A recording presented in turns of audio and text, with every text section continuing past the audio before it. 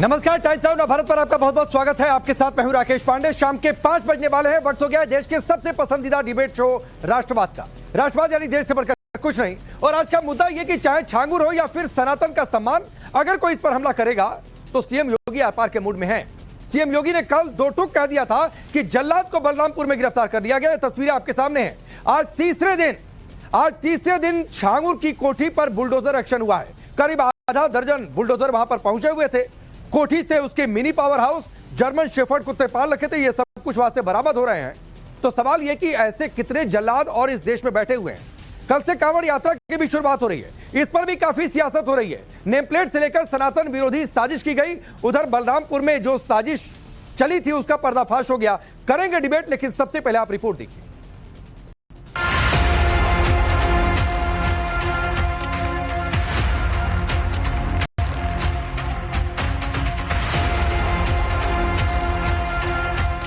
तो जो राम का विरोधी है उसकी तो दुर्गति हमेशा होनी ही होनी है। हम समाज को भी टूटने नहीं देंगे। राष्ट्र विरोधी और समाज विरोधी तत्वों को भी चकनाचूर करके रहेंगे। दुनिया की कोई माई का लाल भारत का बाल माता नहीं कर पाएगा। कल से हिंदुओं के पवित्र महीने सावन की शुरुआत हो रही है। कांवड़ यात्रा को लेकर तैयारियां अपने आखिरी दौर में है। सरकार प्रशासन ने कमर कस ली है। कांवड़ियों की सुविधा और सुरक्षा को लेकर सरकार ने कमर हिंदू सम्मान को लेकर भी कसी है। हिंदू सम्मान के लिए खुद सीएम योगी मैदान में है। कांवड़ यात्रा से लेकर विपक्ष की तुष्टीकरण की सियासत या फिर धर्मांतरण के सरगना, छांगुर पर एक्शन की बात हो, योगी बहुत हार्ड दिख रहे। कल योगी ने छांगुर को जल्लाद बताते हुए हिंदू बेटियों के साथ खिलवाड़ करने वालों को चकनाचूर करने का प्रण दोहरा दिया। तो आज कांग्रेस और समाजवादी पार्टी की राम विरोधी सोच पर करारा प्रहार किया। संत तुलसीदास जी ने रामलीलाओं का प्रचलन उत्तर भारत में करवाया था, रामलीलाओं का, और रामायण मेले का प्रचलन शुरू किया था डॉक्टर लोहिया ने। वे समाजवादी थे। आज के समाजवादी राम भक्तों पर गोली चलाते हैं, लेकिन लोहिया का नाम जपते हैं। मैंने इसीलिए कहा ना, जब व्यक्ति का आचार और विचार में समन्वय नहीं होता है तो उसकी दुर्गति होती है। और जो राम का विरोधी है उसकी तो दुर्गति हमेशा होनी ही होनी है। कल बलरामपुर में आपने देखा होगा, एक जल्लाद को हम लोगों ने वहां पे भी गिरफ्तार किया है। कैसे वहां हिंदू बहन बेटियों के इज्जत के साथ खिलवाड़ करता था, पैसे में सौदेबाजी करता था। लेकिन अब ऐसे तत्वों के साथ सख्ती की जा रही है। हम समाज को भी टूटने नहीं देंगे। राष्ट्र विरोधी और समाज विरोधी तत्वों को भी चकनाचूर करके रहेंगे। योगी की कसम है, हिंदुओं की भावना के साथ किसी हालत में खिलवाड़ नहीं होने देंगे, फिर चाहे बात धार्मिक आस्था की हो या फिर साजिशन धर्मांतरण का मसला हो। इसीलिए योगी सरकार बलरामपुर के छांगुर का हिसाब किताब करने में जुटी है, जिसने हिंदू बेटियों के साथ खिलवाड़ किया, जिसने हिंदू बेटियों के धर्मांतरण के लिए जाति के हिसाब से रेड चार्ट तय कर दिया। आज फिर छांगुर की कोठी पर आधा दर्जन बुलडोजर पहुंचे और न सिर्फ उसके ठिकाने बल्कि उसकी भारत को इस्लामिक राष्ट्र बनाने की मंशा को समतल करना शुरू कर दिया। बड़े खुलासों के मुताबिक छांगुर भारत में शरिया कानून स्थापित करना चाहता था। छांगुर की मंशा भारत को इस्लामिक राष्ट्र बनाने की थी। इसके लिए छांगुर इस्लामी दावा केंद्र और मदरसे बनाने की फिराक में था। छांगुर धीरे धीरे आसपास के जिलों की डेमोग्राफी बदलने पर काम कर रहा था। सैकड़ों महिलाओं का इसमें धर्मांतरण कराया। ये पाखंडी बाबा है, पाखंडी मौलाना है। समाजवादी पार्टी की सरकार होती, माननीय अखिलेश जी होते तो ये बिल्डिंग नहीं गिरता, क्योंकि समाजवादी का पार्टी के ही संरक्षण में सब चल रहा था। पैसे के दम पे लोगों को धन परिवर्तन कराता था। ये पैसे के लालच देके कि हम तुमको इतना पैसा देंगे, अपने जैसे लोगों को छोड़ के उनका ब्रेन वॉश करके। एटीएस इस पूरे प्रकरण की विस्तृत जानकारी कर रही है, उसमें गहन विवेचना कर रही है। लेकिन ये बात, इस बात की जानकारी हुई है कि लगभग 15 वर्षों से यह गैंग वहाँ कार्य कर रहा था और इस दौरान इसने काफ़ी बड़ी संख्या में धर्मांतरण कराए हैं। योगी राज में कोई अवैध धर्मांतरण के जरिए भारत को इस्लामिक राष्ट्र बनाने की साजिश रचेगा, हिंदू बेटियों के लिए रेट फिक्स करेगा, तो उसका भी वही हश्र होगा जो इस छांगुर का हो रहा। योगी रामकृष्ण और भगवान शंकर के देश में किसी साजिश को कामयाब नहीं होने देने की बात कर रहे हैं। जब तक भारत के अंदर राम, कृष्ण और भगवान शंकर की पूजा होती है, वो रहेगी, तब तक भारत का कोई बाल बांका नहीं कर पाएगा।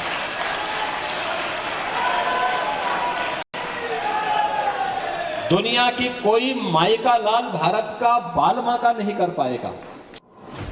देश में कल से सावन की शुरुआत हो रही है। सावन के साथ कांवड़ यात्रा की भी शुरुआत हो रही है। हिंदुओं के इस पवित्र पर्व के लिए भी योगी सरकार ने कमर कसी है। पूरे कांवड़ रूट पर सीसीटीवी कैमरे लगाए गए। इस बार करीब 4 करोड़ कांवड़ यात्रियों के आने का अनुमान है। कांवड़ रूट पर भोजन की शुद्धता सर्वोच्च प्राथमिकता है। पूरा Kanwar route no non veg zone रहेगा। फूड सेफ्टी विभाग भोजन की शुद्धता की जांच करेगा। हर ढाबे और रेस्टोरेंट पर QR कोड लगाए जा रहे हैं। संचालकों और कर्मचारियों की जानकारी सभी को मिल सकेगी। महिला कांवड़ियों के लिए विशेष इंतजाम किए जा रहे हैं। इतनी सुविधाएं विपक्ष को शायद तुष्टीकरण में चुभ रहे। कांवड़ खंडित होने पर एकाध जगहों पर कांवड़ियों के हंगामे को जनरलाइज कर रहे हैं। इतना ही नहीं, कांवड़ियों पर फूल बरसाने पर भी सपा नेता तंज कस रहे हैं। कांवड़ कोई आज की यात्रा थोड़ी, कांवड़ तो हजारों साल से चलती है और सभी इसका सम्मान भी करते हैं, मुसलमान भी सम्मान करते हैं। लेकिन ऐसा नहीं होता था कि जरा सी बात पे जो है वो इतने नाराज हो जाएं कि गाड़ियां तोड़ दें, टेम्पू तोड़ दें, तोड़फोड़ होटलों में कर दें। तोड़फोड़ की तो पिछले 10 साल से हो ही रही है और इससे उनको और एनकरेजमेंट मिलता है कि जब DGP स्तर का बड़ा अधिकारी उनको फूल बरसाएगा तो उन्हें तो ये है ही उनके दिमागों में कि हमारा कोई कुछ नहीं कर सकता। ऑपरेशन कालनेमी में साधु संतों का छद्म वेश धारण करने वालों की पहचान होगी। ढोंगी बाबाओं की पहचान कर उन्हें कानून के दायरे में लाया जाएगा। धर्म की आड़ में बेटियों को ठगने वालों की पहचान होगी।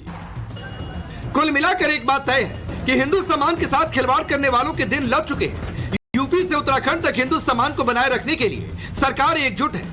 योगी छांगुर जैसे जल्लादों पर शिकंजा कस रहे, कांवड़ियों पर पुष्प वर्षा करवा रहे, तो दूसरी ओर साधु संतों की आड़ में छिपे कालनेमियों की पहचान भी की जा रही। Bureau report, times now Navbharat. तो चलिए अपनी रिपोर्ट देखिए। आपका परिचय मैं आज के मेहमानों से करवाता हूं। सूर्या मैथिल पॉलिटिकल एनालिस्ट हैं। अमितोष पारिक BSP के नेता और प्रवक्ता। विक्रम सिंह जी पूर्व DGP उत्तर प्रदेश पुलिस हमारे साथ है।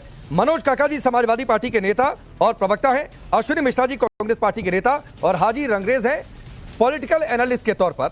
मैं कांवड़, सावन, हिंदू सम्मान पर आऊं, लेकिन उससे पहले विक्रम जी आपके पास आता हूं। ये छांगुर नाम का एक जो शख्स आया, जलालुद्दीन जिसका नाम है, इसकी साजिश थी कि भारत को इस्लामिक राष्ट्र बना देंगे। आपने तो पहले भी कई बार का जिक्र किया है कि नेपाल के जो सीमावर्ती इलाके हैं वहां पर किस तरीके से मदरसे कुकुर मुत्ते की तरह उगाए थे। मैं इस कहावत का इस्तेमाल इसलिए कर रहा हूं क्योंकि बार बार आप इसका जिक्र किया, आपके समय में कार्रवाई हुई। तो आपको लगता है कि ये फुल एंड फाइनल हिसाब हो रहा है और ये साजिश बहुत लंबी थी भारत को इस्लामिक राष्ट्र बनाने की, जो पूछताछ में जो बड़े खुलासे हुए जलालुद्दीन से? राकेश पांडे जी, सभी विद्वान पैनलिस्ट को मेरा नमस्कार। छांगुर एक देशद्रोही है और इसने समाज में विघटन पैदा करके की कोशिश करके देश को एक इस्लामिक राष्ट्र बनाने में डेमोग्राफिक चेंजेस लाने की कोशिश की। आपने बिल्कुल सही कहा, बलरामपुर नेपाल की सीमा से सटा हुआ है और इसके पहले भी ISI के इशारे पर वहां अवैध तरीके से मदरसे आदि बनाने का कुंसित प्रयास किया गया। और मैंने ये कहा था, कुकुर मुत्ते की तरह से अगर ये चीज आ रही है नाजायज तरीके से अतिक्रमण को लेकर के, ये बहुत अधिक चिंता का और देशद्रोह का विषय है। छांगुर तो देशद्रोही है ही, लेकिन इसके ऊपर अगर आप ये कह दें केवल छांगुर के ये सामर्थ्य नहीं था कि अपने दम पर ये इतना बड़ा काम कर ले, 106 करोड़ इकट्ठा कर ले, ये ताबीज और गंडा बेचने वाला। इसके पीछे एक थिंक टैंक है, एक सोच है, एक जिहादी माइंडसेट है और इसके पीछे जो थिंक टैंक है उस तक आपको पहुंचना जरूरी है कि मिडिल ईस्ट से 106 करोड़ रुपए कहां से आए, 40 अकाउंट नाजायज कैसे खुल गए। आप देश के वरिष्ठ एक एडिटर हैं, आप एक अकाउंट खुलवाइए, हर 6 महीने पे KYC मांगा जाता है। बैंक मैनेजर्स ने KYC क्यों नहीं लिया? CJM की स्टेनो की पत्नी ने कैसे इसके नाजायज धंधे की पार्टनर बन गई। इसके अलावा यह बताया जाता है कई महत्वपूर्ण राजनीतिक व्यक्ति, पुलिस अधिकारी, रेवेन्यू अधिकारी इसके गिरोह में शामिल है। किसी ने अगर दुस्साहस किया कि छांगुर के ऊपर अगर शिकायत करे तो राकेश पांडे जी उसको एन केन प्रकारेण नोटिस दे करके फर्जी एफआईआर करा करके उसको मजबूर अच्छा, करते एक थे चीज कि और वो सर, सरेंडर एक चीज कर और जाए। मैं फिर पॉलिटिकल गेस्ट की ओर मूव कर जाऊंगा। जो इसकी मोडस ऑपरेंडी का खुलासा हुआ है कि ये नेपाल सीमा पर धर्मांतरण केंद्र चलाता था। दावा केंद्र के जरिए के लिए इसको ग्लोबल फंडिंग मिली थी।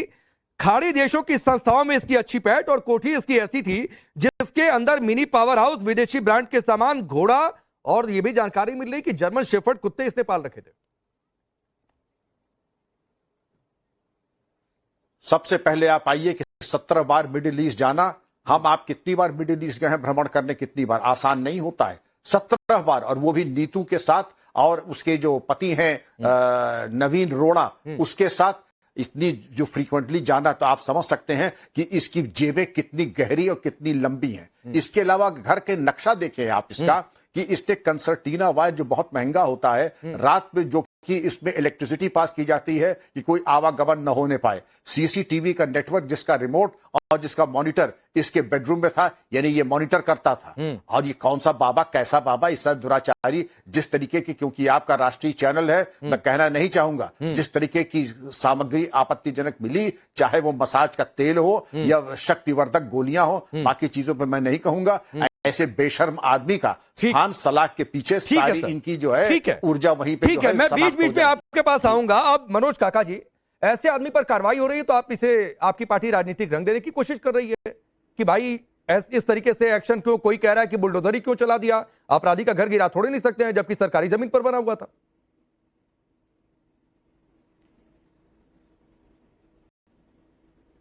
देखिए, पहला तो ये कि आप एक नंबर के सबसे बड़े झूठा हो, आप झूठ बोलते हो, आप तथ्यपरक कोई बात नहीं करते हो। राकेश जी, हमारी पार्टी का अगर कोई एक भी इस तरह का आधिकारिक बयान हो तो उसको आपको दिखाना चाहिए, तो इस मंच के माध्यम से पूरा देश ये जाने कि ये कैसे राकेश पांडे जी सरकार पोषित एंकर हैं जो लगातार झूठ बोलते हैं। मैं कोट कर देता हूं, मैं कोट कर देता हूं। जो भी व्यक्ति है जिसने ऐसा किया, मनोज काका जी, ये टैगिंग से मत आया करिए। मैं हवाई में बातें नहीं करता हूं, और ऐसा नहीं है कि मेरी आपसे कोई दुश्मनी, आपकी पार्टी से कोई रंजिश है कि मैं कह दूं कि सपा ने कह दिया। आप पूरे हवाई में बात करते हो, तथ्यपरक बात, आप मेरी बात पूरी हो जाने दो फिर आप बताना। अब चलिए बोल लीजिए, पहले टैगिंग कर लीजिए फिर आता हूं, फिर बताना। बोल लीजिए, पहले टैगिंग कर लीजिए फिर आता हूं, जाने दीजिए। हाँ, बोलिए।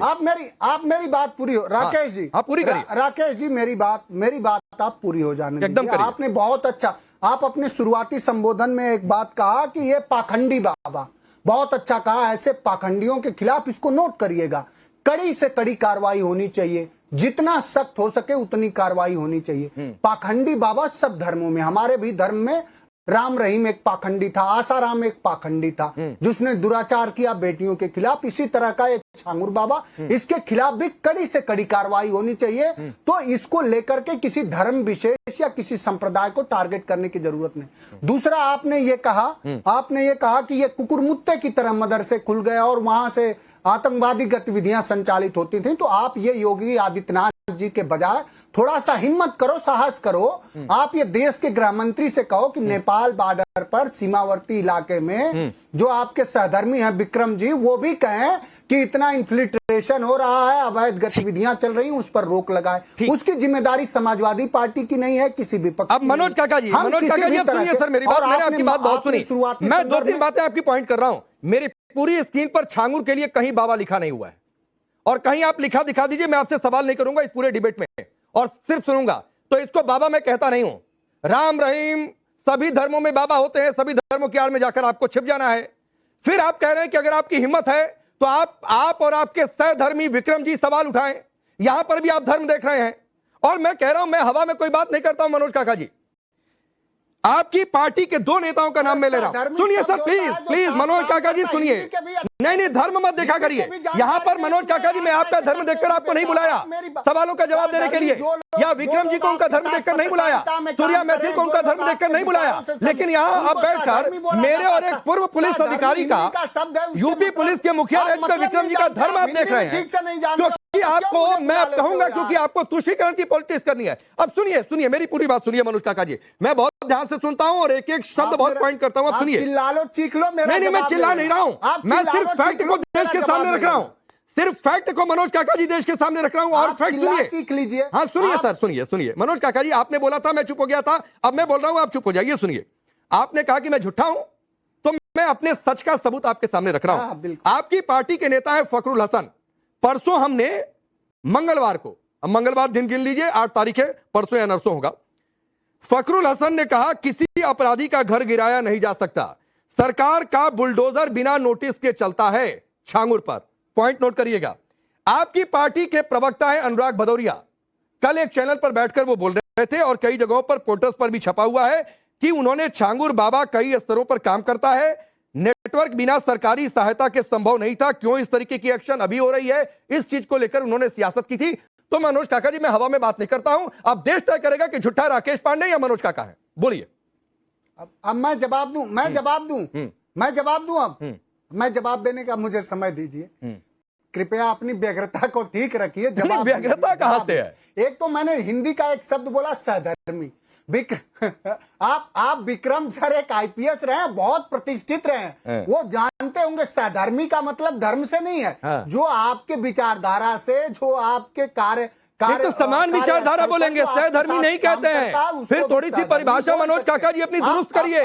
सहधर्मी मतलब एक धर्म का, एक विचारधारा का नहीं कहेंगे उसे। आप पहले और जगह देख लेना, थोड़ा हिंदी भी ठीक से पढ़ लो। आप किसी भी तरह के किसी के भी बयान को आप मत चला। और जो बात दूसरी कर रहे थे आप कांवड़ियों के लिए, तो पार्टी के हमारे राष्ट्रीय अध्यक्ष जी ने कहा कि भाई उनके नहीं, अभी कांवड़ियों पर मत जाइए, आऊंगा कांवड़ियों पर भी। मनोज काका जी अभी कांवड़ियों पर आऊंगा, लेकिन जो फैक्ट मैंने रखा उसको जवाब दीजिए सर। कांवड़ियों पर अलग से आपको समय दूंगा। अरे पूरी बात तो हो जाने दो यार, बीच में क्यों टोका टोकी करते हो आप बात होने, फिर आप क्यों बुलाते हो आप राकेश भाई? अगर किसी को भी बेहतर सुविधा देनी हो तो कॉरिडोर बना दीजिए। अभी हम आप जब से संवाद कर रहे हैं, अभी जस्ट आपके यहाँ भी खबर आई होगी, मुजफ्फरनगर में एक बाइक से टच हो जाने पर उसको पीटा गया, बाइक सवार व्यक्ति को। तो धर्म का मतलब धंधे से और पाखंड से नहीं होता। कोई भी धर्म हमको जितना ज्यादा मानव बनाए, जितना ज्यादा संवेदनाओं से भरे, वही धर्म है। और हिंदू धर्म को योगी आदित्यनाथ जी के आ जाने से उसका पुनरुद्धार और उत्थान नहीं होगा। हिंदू धर्म का इतिहास 5000 साल पुराना है, ये आपको पता होना चाहिए। सिंधु घाटी सभ्यता से लेकर के वैदिक काल से लेकर आज तक है। तो योगी आदित्यनाथ, हम आप कितने लोग आए गए, लेकिन हिंदू धर्म जैसा था वैसा ही रहेगा। और उन्होंने बात करा डॉक्टर लोहिया की। डॉक्टर लोहिया सबसे ज्यादा अगर किसी चीज के विरोधी थे तो सांप्रदायिकता के विरोधी थे, और सांप्रदायिकता के पूजक और उसके पोषक हैं योगी आदित्यनाथ जी। ये सवाल आप पूछिए, स्कूल बंद करा रहे हैं मधुशाला, फिर आप स्कूल पर चले गए सर। नहीं, आज का टॉपिक दो ही है मनोज काका जी। आज का टॉपिक है छांगुर टू हिंदू सम्मान, जो योगी ने कहा है, और कांवड़ियों पर आपके साथ आऊंगा। लेकिन सर देखिए, देश ऐसे मोड़ पर है कि इंटरनेट बहुत अच्छा चलता है। देश ऐसे मोड़ पर है कि इंटरनेट बहुत अच्छा चलता है। आपकी बातों के बीच में जरा बड़ी स्क्रीन पर रखिएगा। आपकी बातों के बीच में मैंने गूगल कर दिया और मेरे प्रोड्यूसर ने कहा कि जरा गूगल करके दिखा दीजिए कि सहधर्मी का अर्थ क्या होता है। तो ये देखिए सर, जरा दिखा दीजिए भाई, बड़े स्क्रीन पर डालिए। ये सहधर्मी का अर्थ होता है समान धर्म का पालन करने वाला। तो ये गूगल बता रहा है, मैं नहीं बता रहा हूं। और सभी देश में जो सामान्य समझ भी रखते होंगे वो सहधर्मी। मैं आऊंगा सर इस पर भी। मुझे अच्छा लगा मनोज काका जी कि आप छांगुर को छोड़कर तुरंत कांवड़ियों पर चले गए, जबकि कांवड़िया मेरा नेक्स्ट राउंड में आना था। लेकिन सूर्या मैथिल मैं आऊंगा सर, आऊंगा मनोज काका जी। खिलाफ कड़ी से कड़ी कार्रवाई करो, लेकिन योगी आदित्यनाथ से पूछो तो कहिए ना कड़ी से कड़ी कार्रवाई। आपने तो पहले मुझे झूठा साबित करने की कोशिश की मनोज काका जी, जबकि दो आपकी पार्टी के बड़े प्रवक्ताओं का मैंने नाम गिरा दिया कि उन्होंने क्या कहा था। तो आप कह रहे हैं कि मैं झूठा कि आप झूठा है। सर ये देश तय कर लेगा मनोज काका जी। आप ये सवाल क्यों नहीं पूछने की हिम्मत कर पा रहे? प्लीज सवाल मत सिखाइए मनोज काका जी, सवाल मत सिखाइए सर। कोई पार्टी को मैं अलाउ नहीं करता हूं कि वो मुझे सवाल पूछना सिखाए कि कौन सा सवाल पूछता है, कौन सा सवाल नहीं पूछता है। अब सूर्या मैथिल को डिबेट में लाता हूं सर, प्लीज। 7-8 मिनट आप बोल चुके मनोज काका जी। सरकार से सवाल पूछ के दिखाओ यहीं। नहीं सर, ठीक है सर, ठीक है। फिर आप हिम्मत की बात करेंगे। आपकी छांगुर पर बोलने की हिम्मत नहीं हो पा रही है। आप छांगुर से तुरंत भागकर सूर्या मैथिल चले गए कांवड़ पर, जबकि नेक्स्ट राउंड में वो सवाल पूछता था। और यहां बैठकर मेरी हिम्मत देख रहे हैं मनोज काका जी। सूर्या मैथिल, आप अपनी हिम्मत देखो, आप अपनी हिम्मत देखिए। प्लीज मनोज काका जी मत हिम्मत देखिए। आपकी हिम्मत छांगुर जैसे एक राष्ट्र विरोधी पर बोलने की नहीं हो पा रही है। आप मेरी हिम्मत देख रहे हैं। प्लीज अब सूर्या मैथिल बोलिए। मनोज काका जी को हिंदी के शब्दों का ज्ञान नहीं है। ये आतंकवादियों के सहचर हैं और आतंकवादियों के लिए सहृदयी हैं और यहाँ बैठकर ये दूसरों के ऊपर टैगिंग कर रहे हैं। मैं इनसे पूछना चाहता हूँ कि इनके दोनों नेता जिनके आपने बयान कोट किए, क्या उसका कोई खंडन इन्होंने किया? मैं अलग अलग डिबेट्स में देख रहा हूँ, जितने भी समाजवादी पार्टी के प्रवक्ता हैं वो येन केन प्रकरण पीछे के रास्ते से जो बुलडोजर कार्रवाई उस जल्लाद के उस महल पे हुई जहां पर कि वो हिंदू बच्चियों का धर्मांतरण करता था, हिंदू बच्चियों का यौन शोषण करता था, जैसा कि डीजीपी साहब ने भी बताया, उसके यहाँ पे एक सीक्रेट रूम था जहां पर कि शक्तिवर्धक दवाइयां और विदेशी मसाज ऑयल और कई प्रकार की ऐसी गोलियां जिससे कि शारीरिक शक्ति बढ़ती है, ऐसी वहां पर थी। वहां कलावा मिला, वहां पर हिंदुओं को मुसलमान बनाने के पूरे साक्ष्य मिले और ये यहाँ बैठकर एक शब्द नहीं इन्होंने बोला। और इन्होंने आसाराम जी को कोट किया या इन्होंने एक दूसरे राम रहीम को कोट किया। मैं इनसे पूछता हूँ, वो अपने कर्मों की सजा प्राप्त कर रहे हैं, लेकिन उनमें से एक को भी बताइए जिन्होंने मुसलमान को हिंदू बनाया हो। वहां पर नहीं प्लीज केवल और ये आसाराम और राम रहीम को भी मेरे सामने डिफेंड कोई ना करे और ना तो आसाराम जी है मेरे लिए, तो प्लीज ऐसी बातें मेरे सामने मत किया करिए। अपनी बात करिए। आसाराम और राम मैं किसी को डिफेंड नहीं कर रहा, मैं डिफेंड नहीं कर रहा। जो किया भुगत रहे हैं, छांगुर ने भी जो किया वो भुगत रहे हैं। अरे मैं वही कह रहा हूं, उन्होंने जो काम किया वो भुगत रहे हैं, लेकिन मैं ये कहना चाहता हूं कि उन्होंने धर्मांतरण का धंधा नहीं किया, यहां तो धर्मांतरण का धंधा हो रहा है। और मैं आपको बता दूं, समाजवादी पार्टी के बलरामपुर के जो जिला अध्यक्ष है वो इस छांगुर बाबा के घर पे आते जाते थे। समाजवादी पार्टी के नेताओं की वहां पर उस महल पे जो है लंबी लंबी रात को मंडलियां लगती थी। एक और बात मैं बताना चाहता हूं, आप देखिए बलरामपुर हो या नेपाल का जितना भी तराई का इलाका हो, जो भी सीमांत डिस्ट्रिक्ट है, उन सब में लगातार धर्मांतरण के कारण डेमोग्राफिकल चेंज हो रहा है और इस चीज की जानकारी एसआईटी ने भी दी है, एसटीएफ ने भी दी है और विभिन्न संगठनों ने दी है। और ये इनके पीछे सबसे बड़े कारण यही लोग हैं, ये पोषित कर रहे हैं आतंकवादियों। अमितोष पारिक, ठीक है, अमितोष पारिक, छांगुर पर नहीं बोलना क्या ये वोट बैंक की मजबूरी है? जिस तरीके से मनोज काका जी स्विच हो गए, पहला सवाल। दूसरा सवाल है, मैं कह रहा हूं छांगुर हो, आसाराम हो, राम रहीम हो, अगर अपराध करेगा तो भुगतेगा, धर्म की आड़ में उसका बचाव करेंगे क्या? राकेश जी, समाजवादी पार्टी अपने चलते चलते समाज विरोधी पार्टी हो चुकी है। और समाज विरोधी कौन सी हो चुकी है? जो एक हिंदू समाज है, हिंदू सभ्यता, हिंदू संस्कृति, ये समाज विरोधी है, सनातन विरोधी है, हिंदू विरोधी और राम विरोधी है। राम मनोहर लोहिया की अगर ये डिसिपल होते और ढंग से उनको सुन पाते तो रामकृष्ण शिवा के अंदर किताब में जो उन्होंने लिखा, शायद मनोज काका उसको पढ़ के आते। भगवान राम के बारे में अस्तित्व पे सवाल उठाना या राम मंदिर को एक बेसलेस कहना या बेकार कहना, रामचरितमानस को जलाना और छंगूर के बारे में डिफेंड करते हुए आ जाना कि सब पे ऊपर होनी चाहिए। तो बताइए ना, कितने मुहर्रम के ऊपर में इन्होंने सेफ पैसेज की बात करी, कितने यादव थे जो मरा, 17 साल का यादव मरा, उसके लिए बोला इन्होंने, कितने हिंदू थे जिनको कावड़ के अंदर में जाते हुए, लेकिन जब टूट गया तब उसमें विरोध करा। लेकिन जब राम पूछते हैं तो ये विरोध करने आ जाते हैं, जब कावड़ की बात करते हैं तो बेसलेस हो जाते हैं, जब मंदिर की बात करते हैं तो बेकार हो जाता है, लेकिन रामचरितमानस जला देते हैं तो ठीक हो जाता है। तो राम मनोहर लोहिया के अस्तित्व को समझ नहीं पाए, लेकिन छंगूर की बात करने लगे। यही अंतर है राकेश जी, कि एक के आइडल है राम और एक के है अतीक जी और मुख्तार अंसारी जी। जब तक इनके आइडल नहीं बदलेंगे, इनकी विचारधारा नहीं बदलेगी, समाज। लेकिन अमितोष पारिक एक आपसे शिकायत है, अतीक जी मुख्तार जी क्या होता है? अतीक और मुख्तार के आगे जी लगाएंगे क्या? मैं बताता हूं मैंने क्या कहा। मैंने कहा कि एक के आइडल है राम और एक के आइडल है ये जो बोलते हैं अतीक जी, मुख्तारी जी। हाँ, अब ठीक है। मैं किसी समाज विरोधी, राष्ट्र विरोधी, अपराधी, माफिया के लिए कोई भी सम्मानजनक कुछ भी बोले मुझसे बर्दाश्त नहीं होता है, ये मेरी अपनी दिक्कत है। मनोज काका जी, जो बात अमितोष पारिक ने कही और आज योगी आदित्यनाथ ने भी जो बातें कही कि आज के समाजवादी राम भक्तों पर गोलियां चलवाते हैं, जो राम का विरोधी उसकी दुर्गति होनी तय है। जब तक भगवान राम कृष्ण शंकर की पूजा होती रहेगी ये देश सुरक्षित है, एक है। बोलिए। देखिए, योगी आदित्यनाथ एक तो तथ्यविहीन व्यक्ति हैं। वो जो मुख्यमंत्री, उनको ये पूछना चाहिए, वो जानना चाहिए कि जिस नृपेंद्र मिश्रा जी ने, जिन्होंने जो उस समय उत्तर प्रदेश के नेताजी मुख्यमंत्री थे और मुख्य सचिव कौन थे, आदेश से वहां जो हुआ और वही मुख्य सचिव इस देश में बाद में। अरे सुन तो लो, पहले सुन तो लो, पहले ज्ञान रखा करो, फिर बात किया करो। इस तरह से आकर के इस तरह की बात न की। वही नृपेंद्र मिश्रा वही बात में जाकर के भारत के प्रधानमंत्री के मुख्य सचिव बने। तो जो सवाल ये है कि जो वहाँ हुआ उसको लेकर के देश के न्यायालय ने कभी नेताजी को, श्रद्धेय नेताजी को और समाजवादी पार्टी को दोषी नहीं माना। तो जो कानून व्यवस्था का सवाल था उसको बनाने के लिए नहीं, एक मिनट सूर्या मैथिल एक मिनट प्लीज रुक जाइए। मैं कोई भी काउंटर करे, एक दो लाइन बोलकर चुप हो जाइए। लगातार काउंटर नहीं होता है, लगातार वही बोलेगा जिसका नाम लिया गया, जिससे सवाल किया गया। मनोज काका जी, एक तो ये बात कई बार आ चुकी है, लेकिन फिर भी आपने छेड़ दी, मैं फिर आपसे सवाल कर लेता हूं। अधिकारी कोई फैसला ले या कुछ भी हो, बिना मुख्यमंत्री की सहमति कितना बड़ा फैसला हो जाता है। आज की डेट में राज्य में कुछ भी हो जाए तो आप सीएम योगी पर निशाना साधेंगे कि नहीं साधेंगे? कहेंगे ना क्या हो गया, कहेंगे ना योगी की शय पर हो गया। आप ये आरोप लगाते हैं कि नहीं लगाते हैं? तो कैसे मान लिया जाए कि आपका ये आरोप सही है कि नृपेंद्र मिश्रा ने करवा दिया? तो सर प्लीज इस तरीके की बातें नहीं। और फिर आप जस्टिफाई भी कर रहे हैं, नहीं साहब, कानून व्यवस्था के लिए बहुत जरूरी था। आपकी पार्टी के एक नेता ने कहा अराजक तत्वों पर गोलियां चलाई गई थी, आपकी पार्टी के नेता ने कहा। हमारे पार्टी के कब किसने क्या कहा नहीं कहा, उसको लेकर के देश में बहुत सारे लोग देश के सर्वोच्च न्यायालय में भी गए। तो क्या आपको मान लिया जाए कि देश के सर्वोच्च न्यायालय ने कभी नेताजी को, समाजवादी पार्टी को कभी दोषी माना?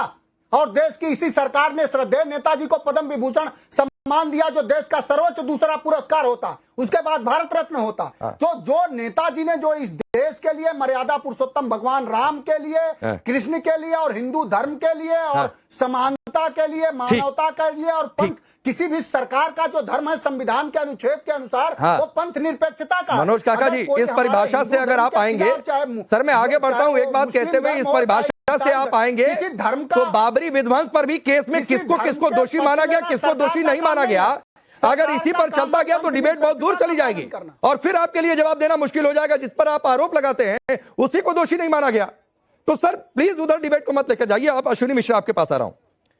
ये कांवड़ पर कुछ भी बोल देना, राम मंदिर को लेकर कुछ भी बोल देना, ये आगे आप लोगों को नहीं समझ में आता है कि ये देश का मूड नहीं है कि आप लोगों की ऐसी बातें सुने। पांडे जी, मैं अश्विनी मिश्रा हूं और मैं गर्व से जय सिया राम बोलता हूं। तो ये बंद कर दीजिए कहना कि राम जो है भारतीय जनता पार्टी की बपौती हैं। भारतीय जनता पार्टी 1980 में आई है और भगवान राम जो है हजारों साल से हैं और भगवान राम वहां भी हैं जहां भारतीय जनता पार्टी कभी न पहुंच सकती है। हर कण में है, हर किसी के साथ है।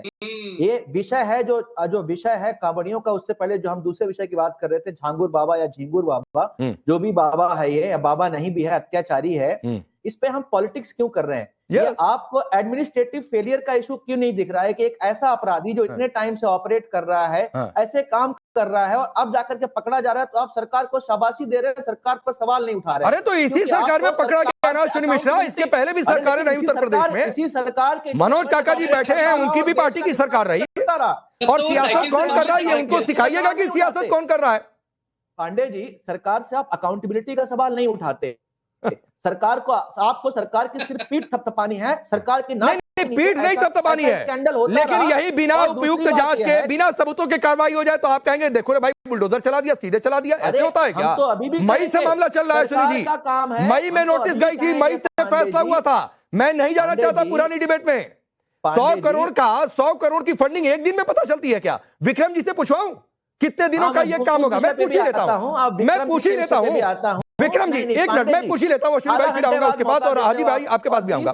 विक्रम जी सर एक मुझे 30 सेकंड में बताइए, 30 सेकंड में बताइए कि आज अगर छांगुर पर इतना बड़ा एक्शन हो रहा है तो ये कितनी पुरानी इन्वेस्टिगेशन हो सकती है? जाहिर सी बात है एक दिन में तो पता चला नहीं होगा।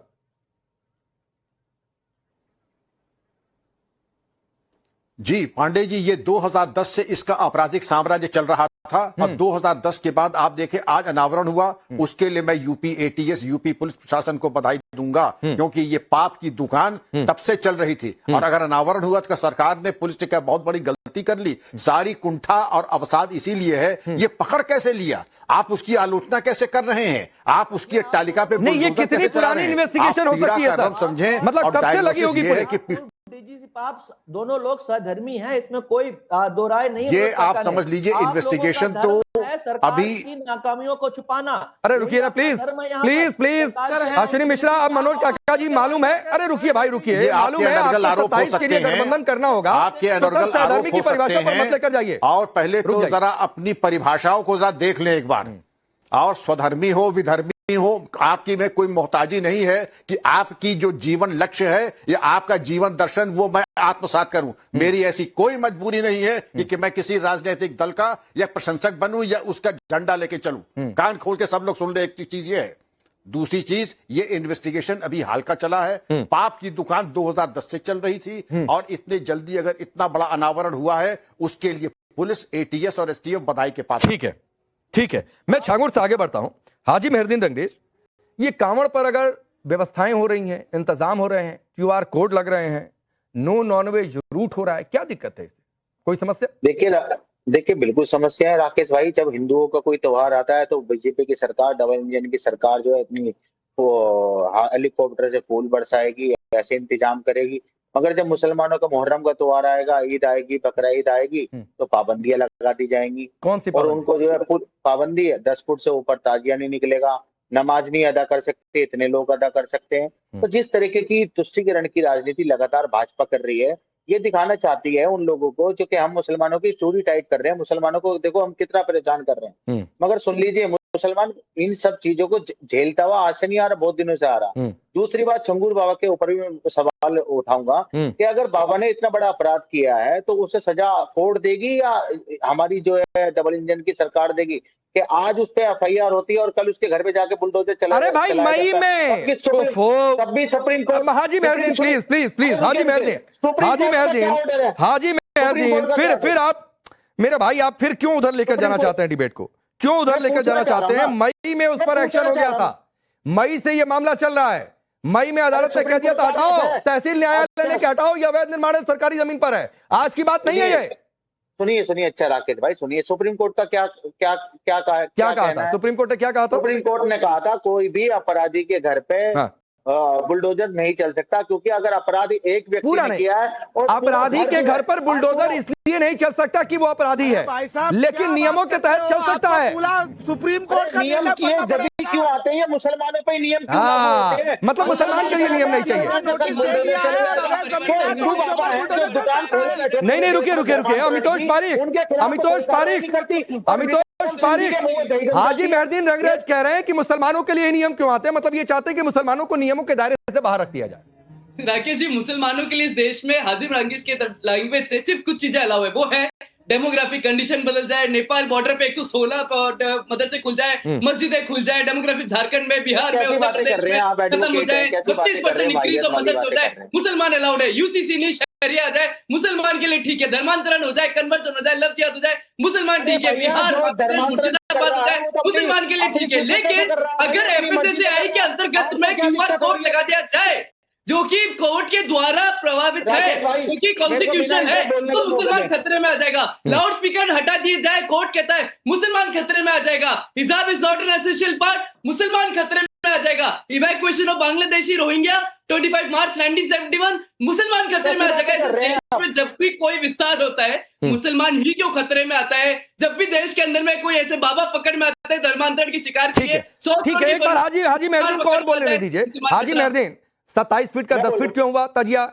भाई इसलिए कि कई जगहों पर आपने पता नहीं खबर देखी कि नहीं देखी, हाई टेंशन तार से सट गए लोग, मर गए, झुलस गए। तो भाई प्रशासन देखेगा कि तार तोड़ना ना पड़े। 27 फीट हो या 10 फीट हो, नियम बनेगा। और सुनिए, 15 मई 2025, मैं फिर रिपीट कर रहा हूं, मैं रिपीट नहीं करना चाहता था। 15 मई 2025 तहसीलदार उतरौला के न्यायालय ने अवैध अतिक्रमण हटाने का आदेश पारित किया था छांगुर किसकोटी पर। 17 मई 2025 बेदखली का नोटिस जारी हुआ था। 26 मई 2025 दूसरा नोटिस जारी हुआ था। 6 जून 2025 तीसरा नोटिस जारी किया गया था, जिसमें फिर से अतिक्रमण हटाने का निर्देश और पिछले 3 दिन से बुलडोजर।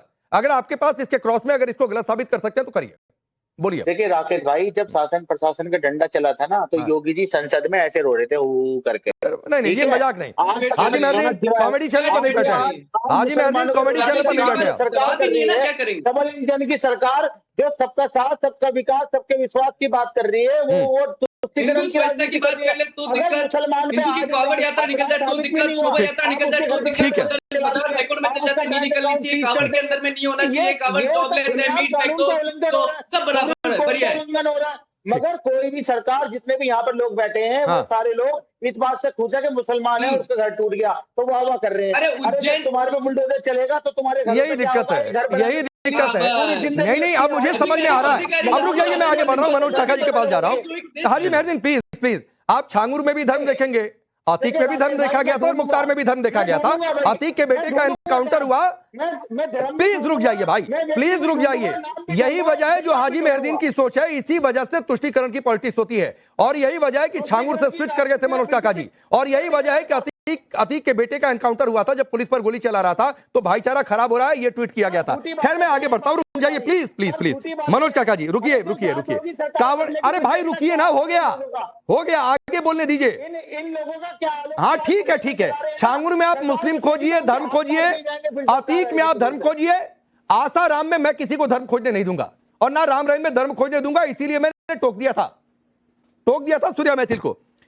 अब मनोज काका जी, एचडी हसन आपकी पार्टी के पूर्व सांसद हैं, उन्होंने कहा है, मैं कह दूं कि तोड़फोड़ अगर कहीं किसी के साथ भी होती है, कोई करता है, कांवड़िए हो, कुछ भी हुआ, कुछ एक जगहों से खबरें आई कि कांवड़ खंडित हुआ, आक्रोशित हो गए, तोड़फोड़ हो गई, वो गलत है, कानून उस पर काम करे। लेकिन डीजीपी स्तर के अधिकारी फूल बरसाएंगे तो हंगामा होगा ही। इनके दिमाग में कि हमारा कोई कुछ कर नहीं सकता था, पहले तो ऐसा होता नहीं था कि पुष्प वर्षा हो, तो इतनी क्या दिक्कत है पुष्प वर्षा से? हाँ कानून को लेकर कहीं दिक्कत हुई तो आप बोलिए कि कड़ी कार्रवाई हो।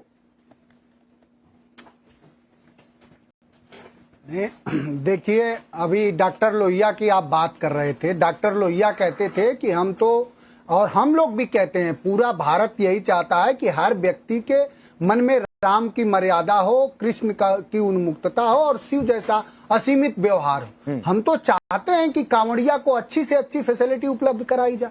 आपके संज्ञान हेतु बताना चाहेंगे, पिछले साल जिन कांवड़िया को हाई टेंशन के तार से मर गए, कितने लोग मर गए? योगी आदित्यनाथ जी से पूछना चाहिए आपको कि आपने उन कांवड़ियों को क्या मदद किया? कोई मदद सरकार ने नहीं किया। समाजवादी पार्टी की सरकार ने, राष्ट्रीय अध्यक्ष जी ने मदद किया। हम चाहते हैं कि धर्म एक मां की तरह है, हम अपने भी धर्म का बहुत आदर सम्मान करें, हम दूसरे के भी धर्म का करें, और धर्म किसी भी सरकार का कोई धर्म नहीं होता। सरकार का धर्म पंथ निरपेक्षता है, उसको सभी धर्मों के प्रति समान व्यवहार रखना चाहिए। नहीं, वो जो बात है, मैं खत्म कर रहा हूँ कि जो आज साहिने मसनद हैं कल नहीं होंगे, किराएदार हैं, जाति मकान थोड़ी है, और ये सभी का खून शामिल है यहाँ की मिट्टी में, किसी के बाप का हिंदुस्तान थोड़ी है। बिल्कुल सही बातों से हम अपनी बात, बिल्कुल मनोज काका जी, किसी के बाप का हिंदुस्तान थोड़े नहीं है, धर्मों के और किसी को भी ये समझने का हक नहीं है। और सत्ता इसीलिए मैं कह रहा हूँ कि आती जाती रहती है, पर आपने बिल्कुल आखिर में आपने बिल्कुल टोन ठीक पकड़ ली, और मुझे अच्छा लगा कि कम से कम एचडी हसन का बचाव करने में आप कुछ और नहीं कह गए। जिस तरीके से आप छांगुर को लेकर बोल रहे थे, स्विच कर गए, वो भी ठीक ही लगा था। खैर वक्त इतना ही, आप सबका बहुत बहुत शुक्रिया।